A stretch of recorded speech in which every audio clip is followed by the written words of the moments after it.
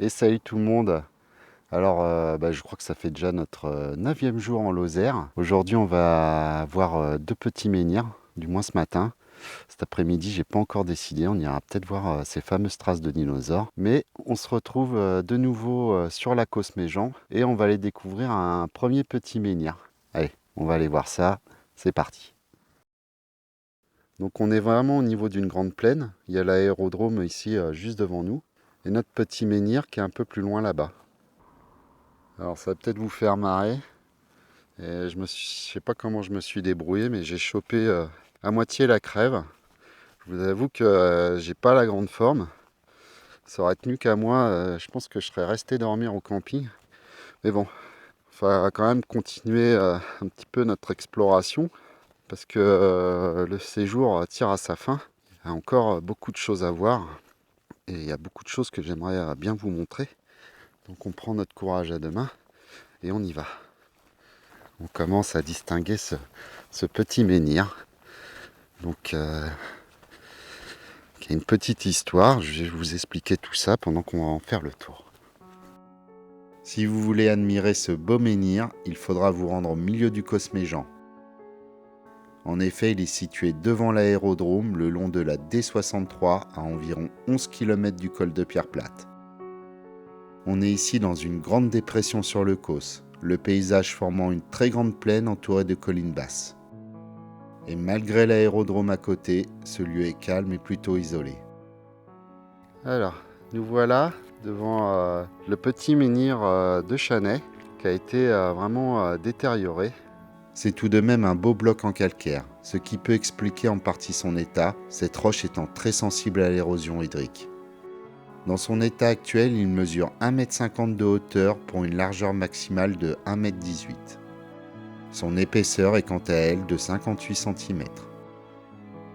Ce menhir est en fait l'unique rescapé de divers mégalithes que l'on trouve sur cette plaine.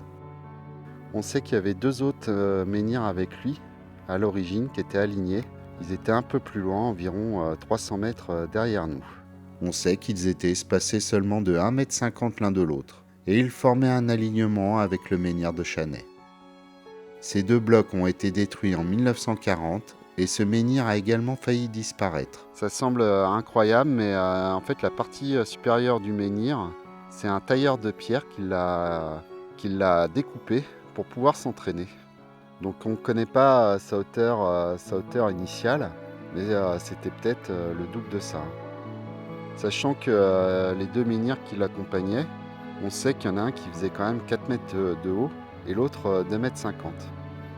Alors autre fait notable, quand on regarde dans cette direction, on sait qu'encore en 1940, il existait une ancienne enceinte mégalithique d'environ 50 mètres de diamètre.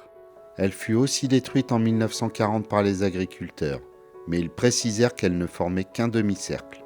On avait peut-être ici une partie de cromlech à l'origine. Donc certainement que ce lieu, cette plaine, était sûrement un endroit assez important pour les bâtisseurs, parce que malgré qu'on ne retrouve que ce petit menhir, il y en avait certainement beaucoup plus. C'était peut-être la croisée de plusieurs chemins, ou alors un lieu de rassemblement. C'est toujours difficile à dire au vu des destructions. C'est toujours un peu étonnant que les bâtisseurs aient utilisé cette pierre calcaire, parce que forcément, on voit qu'il est beaucoup abîmé. Ce lieu était tout de même sûrement moins sacré ou important que la Chame des Bondons et ses menhirs en granit. Bien sûr, les affleurements de grès ou de granit sont ici assez éloignés, mais on a tout de même privilégié la roche de base du plateau, allant au plus simple. D'ailleurs, je pense que pour les bâtisseurs, les roches avaient certainement des valeurs ou des fonctions différentes selon leur type. Comme toujours, il y a d'autres petits blocs à côté. Est-ce que c'est pas l'érosion qui les aurait fait ressortir? Est-ce que ce bloc à la forme arrondie ne faisait pas partie de notre fameux menhir? On pourrait le croire. Alors c'est un morceau beaucoup plus fin. Il y a d'autres blocs aussi à côté. Mais ça serait possible qu'ils viennent de ce petit menhir de Chanay. Alors aujourd'hui, il sert de borne également. Il y a un petit écusson qui a été fichés à l'intérieur et qui nous montrent un petit peu l'altitude du plateau. Alors, en effet, nous sommes à une altitude d'environ 929 mètres. Sachant que le col de Pierre Plate, c'est plutôt 1100 mètres. Donc ici, on est un petit peu dans une dépression sur la Causse. Donc un alignement assez classique par rapport à d'autres dolmens, puisque par rapport au domaine de Combles-les-Brouses, je n'ai pas changé l'orientation. Donc il est quasiment orienté pareil, ce petit menhir de Chanay.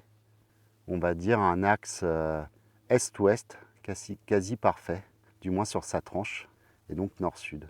Il est quasiment aligné, encore une fois, sur les points cardinaux.